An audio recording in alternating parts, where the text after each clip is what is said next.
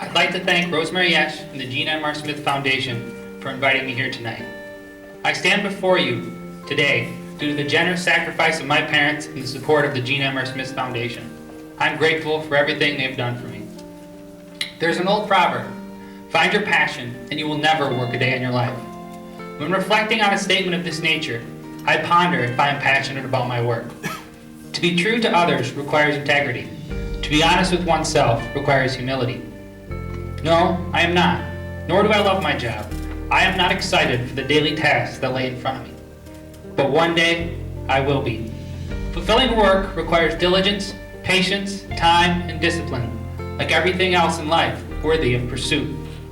No company bestows enough responsibility on a young engineer to make him fulfilled to the extent he desires, nor is he capable of handling the burden of that fulfilling labor. A craft is cultivated over years, skills refined, knowledge expanded, to the point of self-direction and autonomy, to know enough to be dangerous and to have enough authority to act. This is where fulfilling work dwells. I don't think you find work you love. I believe you create work you love. In a few years, when you have your first job out of college, it will not be everything you've hoped for. But don't worry. The tough questions of life will not be answered before you're 25.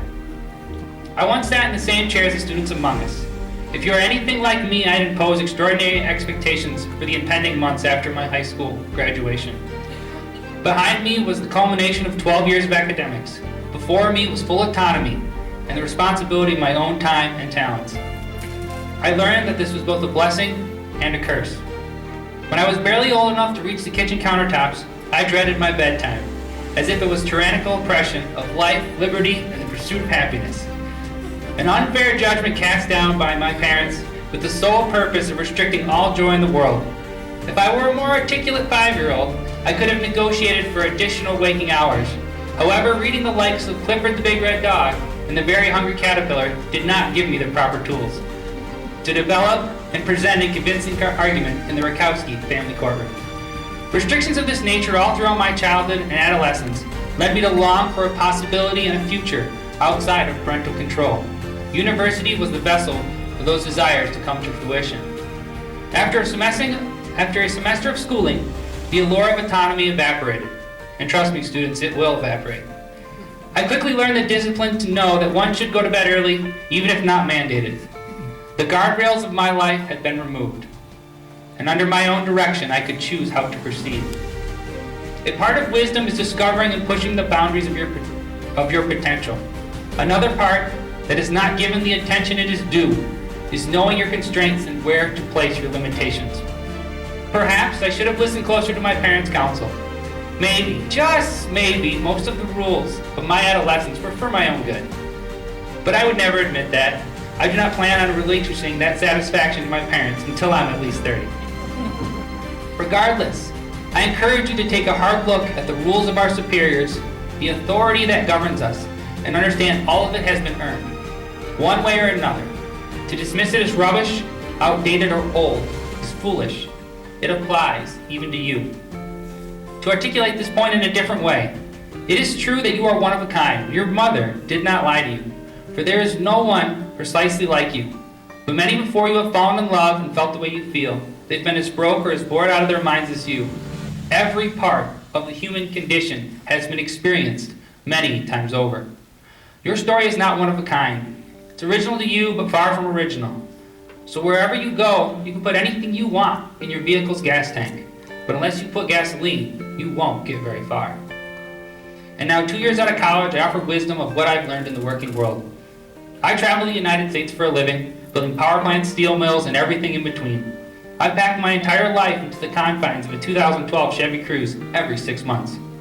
Each adventure brings new experiences, and one thing I take with me, no matter where I go, are my problems, my doubts, and my shortcomings, but also my strengths, my skills, and my confidence. The location and the people may change, but I do not. No matter where I go, I will always be there, for better or for worse. From my experience, I can tell you your environment does not change who you are. You and you alone will change yourself. Your environment may prompt you, but you make decisions. I can assure you your dorm room will be as messy or as clean as your current bedroom. Every time I pack up my life for my next project, I try to take better habits, sharper skills, and a broader perspective, while putting to rest my regrets, my deficiencies, and my tendencies to procrastinate. Because without fail, every time I pack up my life, no matter where I go, it all comes with. When we look among the students with us today, there's an underlying excitement and anticipation of what is to come. A wealth of potential dwells within the hearts and minds of these young scholars. But with this hope, there comes a warning. In our youth, we were blessed beyond our imagination with clear, defined purpose, and voluntarily bestowed upon us by our educational system, parents. We studied for the next spelling bee or practiced a slap shot for the next hockey game. We checked off box after box as we walked through life from grade school to university. As you progress to the next stage of your life, you will get the first true taste of freedom. And you will find that society never gives true testament to the burden of this freedom, the simple idea of what to do with our time and talents to be left to our own devices. I cannot tell you what purpose is worth suffering for, what roads traveled will lead to a life well lived, what a worthwhile burden to bear is, or where to find it. But what is proper for me to convey is that they must be sought with intense vigor. If you wait around for purpose, it will never materialize. If others try to bestow meaning upon you, it will most likely be misguided. Either way, with inaction or indifference to the world and the people around you, it will lead to one thing: your potential being your greatest achievement. The worst thing to ever have to come to terms with is to reach the point of death only to have realized that you have never lived. To know that in a lifetime, you scratch the surface of what you could have been. Young scholars, your parents, and peers are all watching, waiting, and hoping in anticipation of what is to come of this great potential imparted to you. Thank you very much.